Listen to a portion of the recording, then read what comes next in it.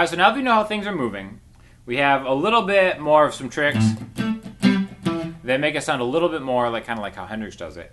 We're going to talk about the Jimmy chord. Now, it really is the ultimate sign of respect that Jimi Hendrix has kind of an entire chord named after him. This is known as the Jimmy Chord.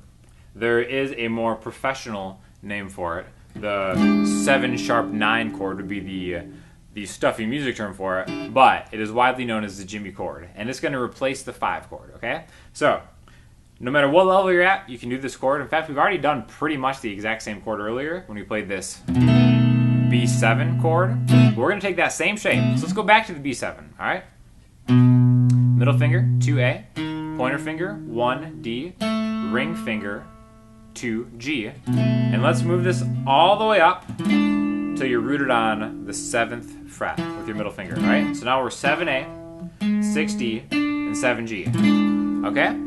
Sounds almost like the Jimmy chord. To really finish it, you gotta edge your pinky right here on the B string, 8th fret. Now, this chord, you'll start to develop even more of an ear for where this is. That's just one example of where he uses this, but the way that we're going to use this is, again, from that kind of killing floor spot.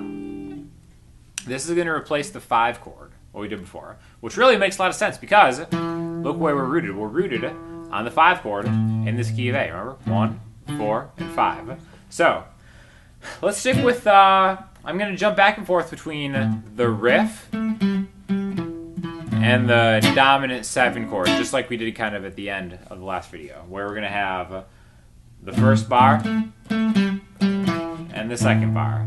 We're going to talk a little bit more about the rhythm next video, but now we're going to the 4 chord,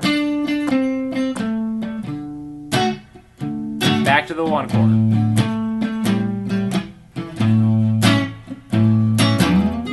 the 5 chord, the 4 chord, walk it up into the final Jimmy chord, and then start the whole thing over again, okay? So, we replaced the end of that turnaround from the video that we looked at previously. Okay, and then built the chord around the final note in that run. 5, E, 4, A, 5, A, 6, A, 7A. The first beat of this lets you establish that your middle finger is on that root note. And then we bring in the Jimmy chord, again, 7A, 6D, 7G, 8B. Walk the chord until you get to 5. Now you could always replace the 5 chord with this. For example, I'll skip to like the 5th bar. 1, 2, 3, 4.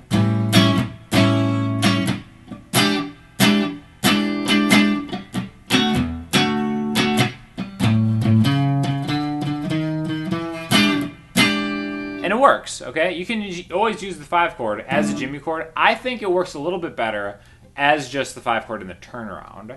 So what I mean by that is, usually we have 4 bars. I'm going to say it again. I'm going to keep saying it until you're sick of it. 4 bars of 1, 2 bars of 4, 2 bars of 1. A bar of 5, a bar of 4, and 2 bars of 1. You can use it as that bar of 5. 2, 3, 4, 1, 2, 3, 4, 1, 2, 3, 4, last bar.